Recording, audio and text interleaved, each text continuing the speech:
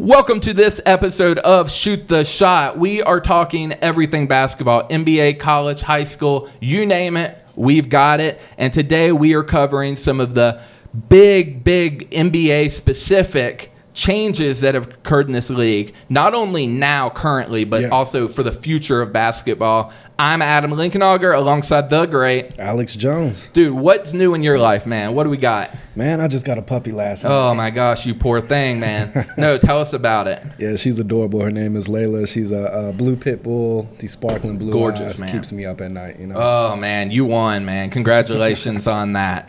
So we have a couple of exciting things. Number one, as you know, our podcast is live, so do us a favor. Give it a subscribe if you're listening so you never miss an episode. We do this Monday through Friday, every single day of the week. We're bringing you on top of the NBA and all of basketball. We're giving you the exact information, tips, rumors, you name it, we're going to cover it. And if you subscribe, you're not going to miss anything. And also, we are on YouTube. So youtube.com/shoottheshotlive. You'll be able to find us there where we are always dropping content. And then, as always, on Facebook, we are live Monday through Friday, every single day. Come be part of the conversation. So, Alex, let's jump straight into it. Let's get it. Tyronn Lue was fired. Is that a good decision for Cleveland? What are your thoughts? Man, Lue should have been fired last season, if you ask me.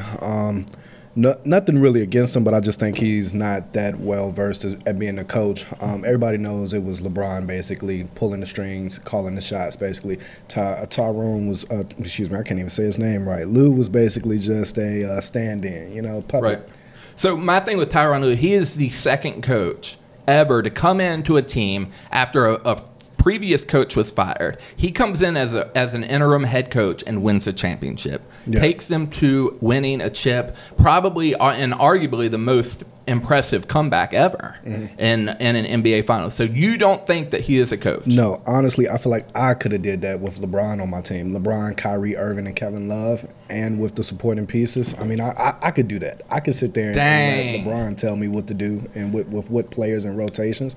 Lue just isn't – I don't think he's equipped to do it. He takes 3 games to make an adjustment, and by then it's either too late or it's not enough. So my thing with Tyronn Lue is he is a player's coach. You saw the respect that is given to him when he was fired. LeBron, Kevin Love, quite a few, JR, all responded through social media showing him love. To me, that is what the new age NBA coach is going to have to be. And the reason I say that is when you look at a coach now, if you're playing at high school, college level, you have nothing but incredible respect for a coach. Yeah. Fair to say. Well, now in the NBA, not only are you a grown man, but now you're, in some cases, making 2, 3, 4, 5 times the money your coach is. Yeah. You're more valuable to the team than your coach is. And I think that there is an importance to having a player's coach, because I think as, Pop leaves, as some of these older coaches head out, I think that the player's coach is going to be more of an asset and more necessary. The only way I don't see that being the case in the future is if NBA goes back to letting the 18, 19-year-olds in versus the 20 up. There's a maturity situation there that it may or may come up. But I like Tyronn Lue. So what do you think his future is? Honestly, he may be lucky and get an assistant coaching job somewhere. I just can't see anybody really picking him up. He's had health issues as well due to stress. So, he's cracked under pressure a little bit.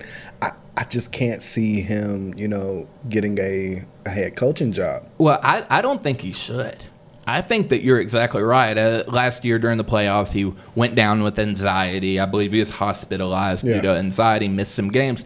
Clearly, it was just so much pressure on him, and it was a lot. Don't get me wrong. So I do agree that a head coaching job is probably not the right fit. I think he should go be an assistant coach. I would love to see him wind up in L.A.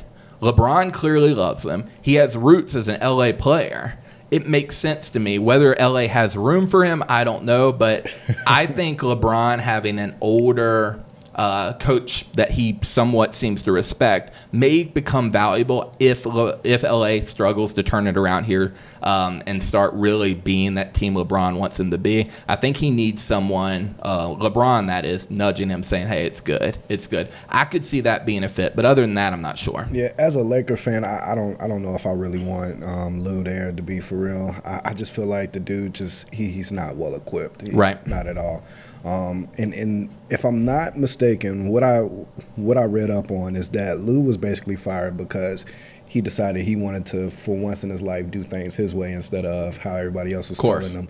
So the owner and the GM wanted him to play the younger guys more. Mm-hmm. He was still, set on playing Korver, Love, all of them, right. The veteran players more. Well, I kind of have to agree with the owners there. Like, this is a rebuild. Yeah. Like it or not, sure, you may have been a playoff team, but if I'm Cleveland, I'm going full rebuild.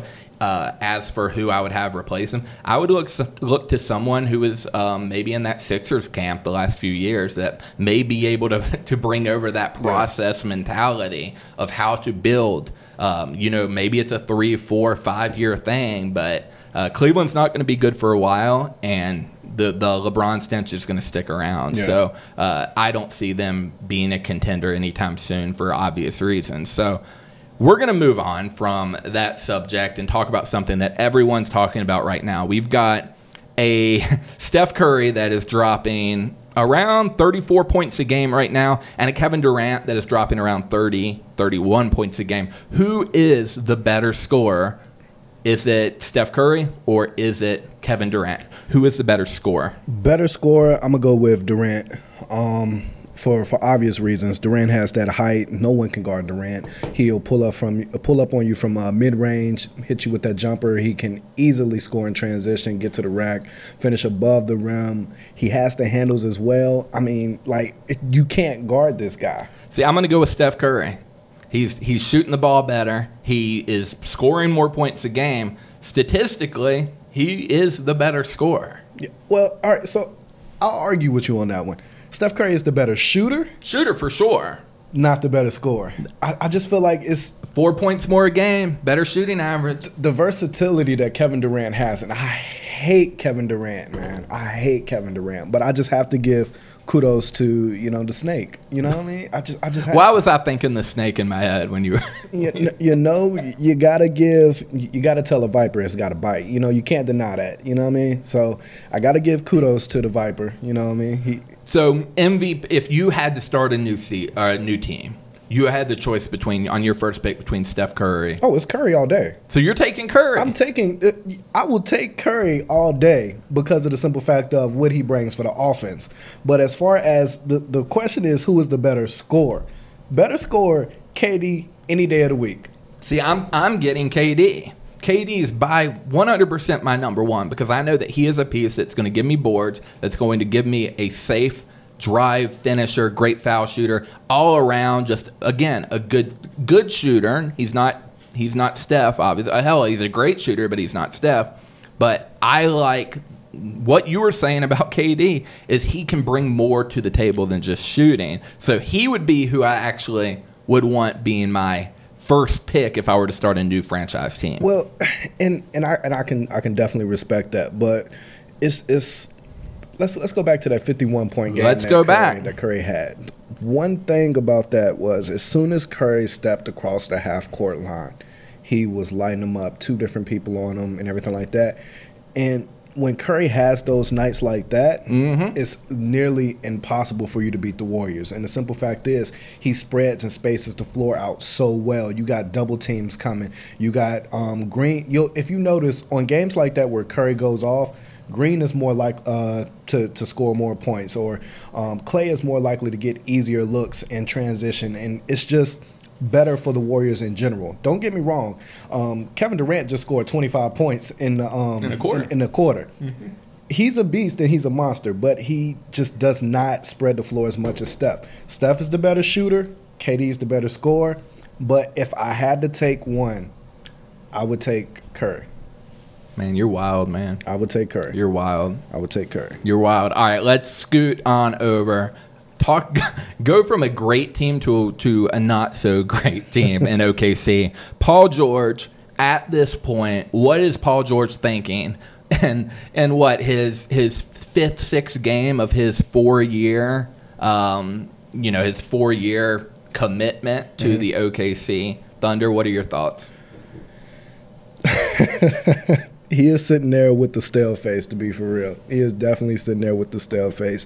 I traded palm trees and good sunshine for Oklahoma weather and nothing to do and still lose. Right. He had the opportunity to go to the LA Lakers, be a number 2 player on what would have been at that point a really elite team. Title contender. Yep. And not only that, but from the marketing standpoint, you would be in LA where you go down the street, you hit a studio, and you're in a movie, or you're on the next commercial, or you're getting this brand deal. So if you're thinking, well, he stayed for the money or whatever that thought, no, he in my mind, he lost money on this deal, number 1. And number 2, he is on a really, really bad team. And away from his family, who lives 30 minutes from LA? Oh, my goodness. Dude, and he's in OKC. And see, the problem is Paul George is a nice guy. He's one of those guys that values friendship above everything else and wants to be in the presence of people that he feels like he can trust or whatnot.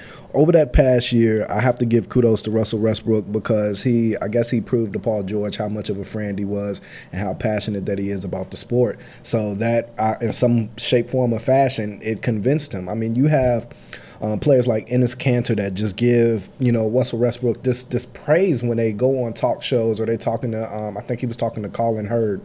And I kind of wonder what Westbrook is doing to make these players. He had no problem rolling out at that point in Kanter. I don't understand it. When I look at Russell Westbrook's play on the court, I would be ready to fight this guy. Right.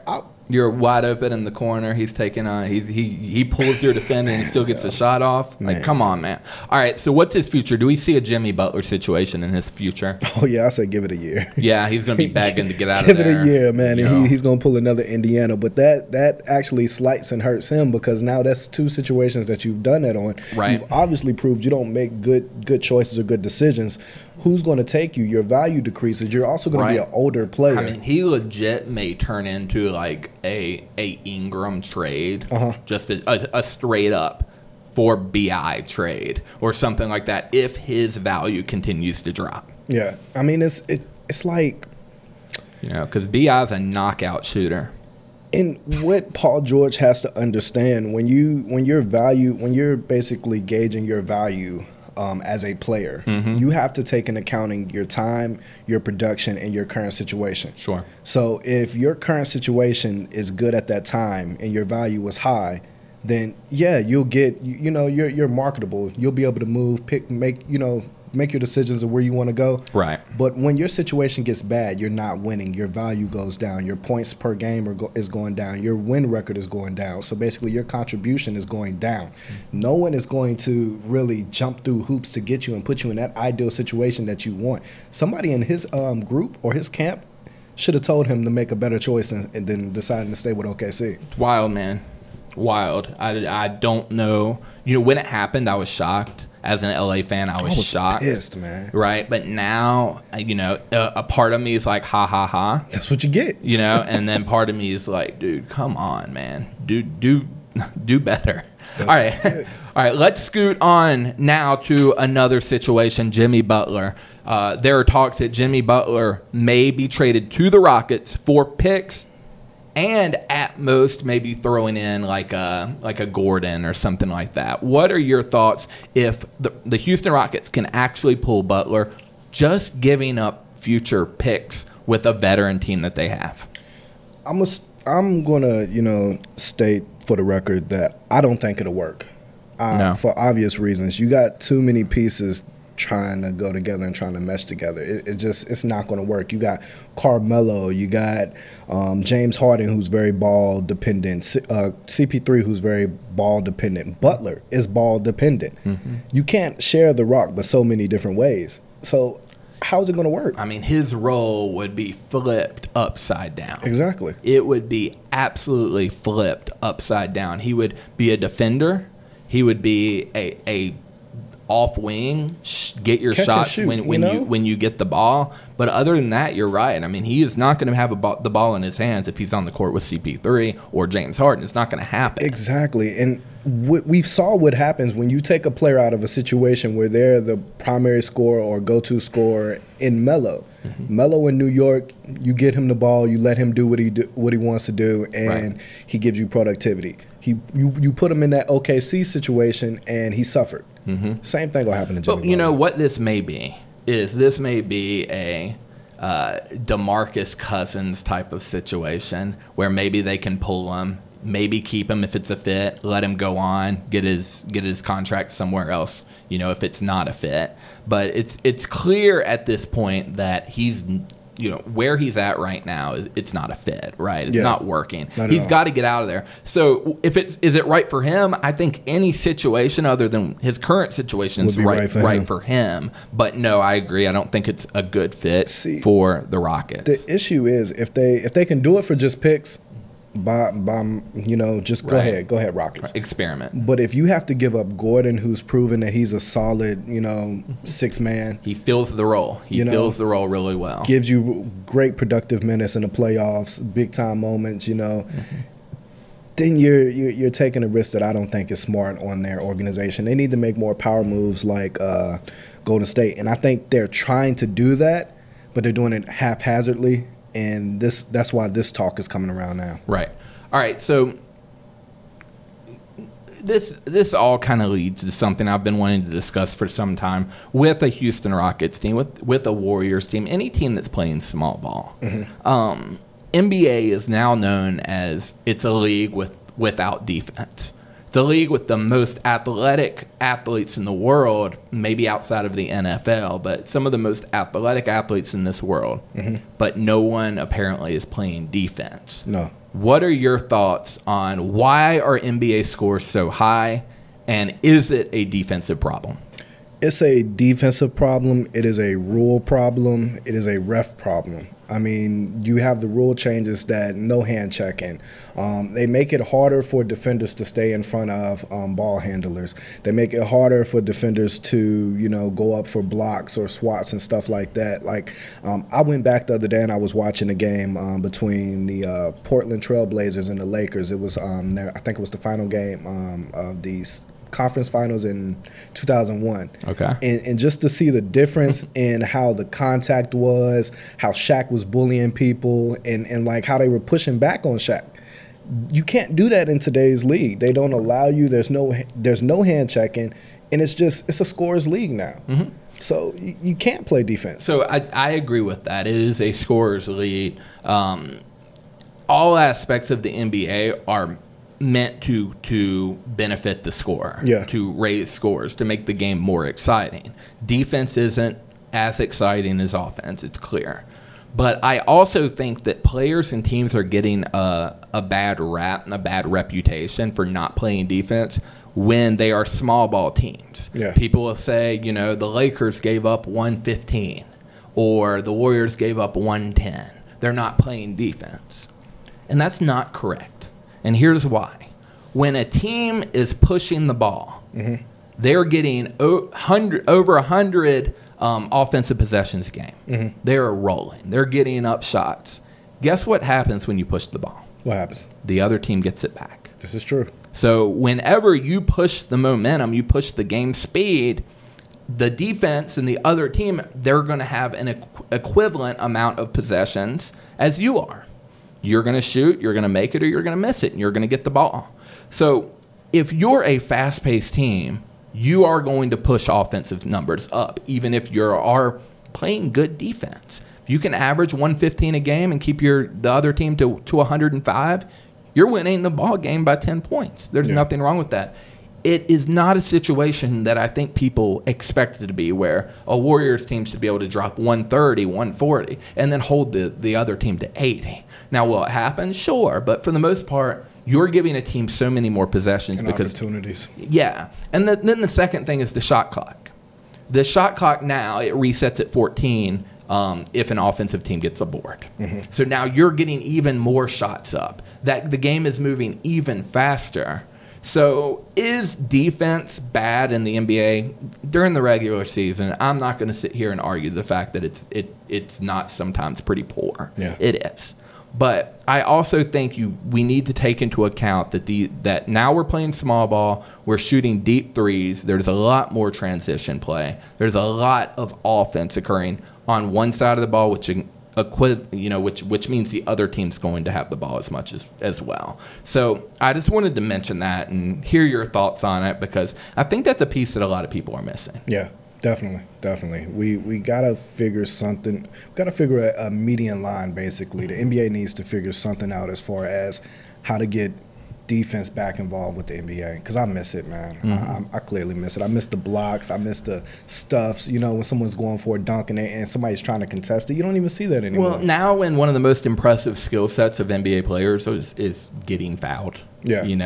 A James Harden or even a CP3 or a LeBron James have an incredible skill set of getting fouled. They know how to hold the ball out. They know how to do certain moves just to get fouled. Yeah. And don't get me wrong, that's part of basketball. But if this is over-rewarded and we see a James Harden having 25 foul shots in a game, it's just crazy. It slows the game. NBA basketball is not meant to be a 3-hour thing. Yeah. It's meant to be a 2-hour thing, 100 times a year for a good team. And that's the way basketball is meant to be. So I think that we want offense, but we don't want a lot of foul shots. So my response is award good defense. Don't bail out. Don't bail out offensive players. If it were me, I look at players who are just playing to get the foul. I would start to consider some form of penalization for that specifically. Almost like how it used to be a Reggie Miller could kick his feet out and someone could run into the feet. Now that's actually an offensive foul. So I like things like that where now you can't do things that are just meant to get the foul versus putting points on the board, in the actual flow of the game. So, dude, walk us through a couple cool things that happened. LeBron passes Dirk on the all-time scoring list. Tell us about Anthony Davis as well. All right, so LeBron passed Dirk Nowitzki on the all-time score list. He moved up to number 6, scoring 31,202 points. He's behind Wilt, MJ, and Kobe. I say within the next few seasons he'll pass all 3 of them. And I just think that's a great accomplishment for LeBron. Kudos to him, because he's definitely doing his thing and showing that he can do it long term. Anthony Davis, he got 5 blocks his last game. That put him at 1,000 blocks for his career, which is a New Orleans record. Franchise record set right there that nobody will probably break. I mean, he's going to keep adding to it, too. Exactly. I mean, he is a shot-blocking magician. It's unreal. That's awesome, man. What we're going to do is we're going to end this segment off with predictions. So we're going to go through our predictions of tonight's games. Let's get rolling here, man. We've got the Portland Trail Blazers coming in at 3-2, going up against the Indiana Pacers, who are at 4-2. Both teams are playing good ball right now. What do you think? I got to give it to Portland. I just have to. Dame has just been playing a phenomenal game of basketball these last, all the games of this season. Well, yeah, I mean, Dame's averaging 34 points a game right now. He is clutch. Arguably the best backcourt in the game right now is out in Portland. I'm with you on that. I think that Portland, it's a great game, but I think Portland and their maturity ends it at the win. At the end, I think Dame plays really, really well to finish that game off. Next, we have a relatively shocking Hawks team at 2-3 going up against a relatively lackluster 76ers. What are your thoughts? I think that I think Philly just steamrolls Hawks, to be for real. Start to get some momentum going. Yeah, they're going to steamroll them. The matchups is just, it's horrendous on Atlanta's behalf. They have nobody to really match up with Embiid. Nobody that's going to match up with Simmons as well. And then you don't think Carter's going to get? No, man, come on. Nah. Sacramento Kings, Miami Heat. Sacramento's coming in at a 3-3. They're playing good ball, man. I'm impressed with them. Miami Heat are coming in at 3-2. D-Wade going for at least 15. Dang. D-Wade is going for at least 15. He's going all out, isn't he? Dropping 15. I think Sacramento Kings get it done. I think my man De'Aaron just puts it on him, man. Nah, I can't see that, but I'll hold you to that. Right. Y'all stay tuned because I'm going to be talking stuff to Adam about that tomorrow. Brooklyn Nets versus the New York Knicks, a little hometown matchup here in New York. Who you got, man? Nets, yeah. I mean, this is kind of two teams that are struggling right now. We got a New York Knicks team that are 1-5, Brooklyn Nets 2-4. I think I'm with you. I think even though they're heading over to the Knicks, to Madison Square, I think that Brooklyn gets it done. Definitely. All right, Golden State Warriors and Chicago Bulls, who aren't exactly winning ball games. Nah. But I tell you what, Zach LaVine is putting on a show, man. He's crushing it. He's averaging about 30 a game right now, and he's showing Chicago that I am your man. You know who's probably mad about that? Who's Minnesota. That? Yeah? It's the stupidest trade in the world when you look back on in retrospect. It's easy to do that, isn't it? But Golden State is going to slaughter that. Golden State pushes through. Next, we got Toronto Raptors at 8 p.m. tonight Eastern. Toronto Raptors 6-0, best start in franchise history. And then the Milwaukee Bucks also 6-0. This is going to be a ball game. Probably the game of the night. Oh, man. What do you think happens here? Man, that was a hard one to call because Giannis is playing stupendous, you know. But Giannis is averaging 14 boards a game. Exactly. Boards. And that's dangerous. And he's still putting up the points and getting assists in the meantime as well. But I love how Kawhi is meshing, and Lowry is playing the best ball that he's played. Well, it's the regular season. Yeah, this is true. Yeah, we'll see. We'll see how long that lasts in the playoffs. But if I have to give it to anybody, I'm gonna be the black sheep in this one, and I'm gonna go with the Bucks. All right, I'm gonna go with the Raptors just so if I win, I can rub it in your face tomorrow. 8 p.m. Eastern, we also have the Los Angeles Lakers against the other most dramatic team in basketball, the Minnesota Timberwolves. L.A. all day. L.A. gets it done. All day, representing for Venice. Yeah, I think this is an opportunity where L.A. continues to show out. We should have a BI return tonight. Yeah. I want to see if that kind of screws with it. I like the Lakers right now without him, personally. I like Kuzma having more minutes. And I like Josh Hart being in the game more as well. I like that lineup. I'm not loving BI right now, but we'll see what happens there. At 8:30 tonight Eastern, we've got the Mavericks going up against the San Antonio Spurs. Mavericks are coming in at 2-4, while the Spurs are 3-2. Spurs will probably smack them. Man, watching the Spurs against the Lakers, man, they were a solid poised team. Aldridge is having a season already, man. He's killing them. I think the Spurs get it done. And lastly at 9 tonight, we've got the New Orleans Pelicans against a solid 4-1 Denver Nuggets team. They're both coming in at 4-1. This could be an interesting matchup as well. I'm going to go ahead and say Pelicans. I'm going to say Denver Nuggets get it done. I like the way that Denver's playing right now.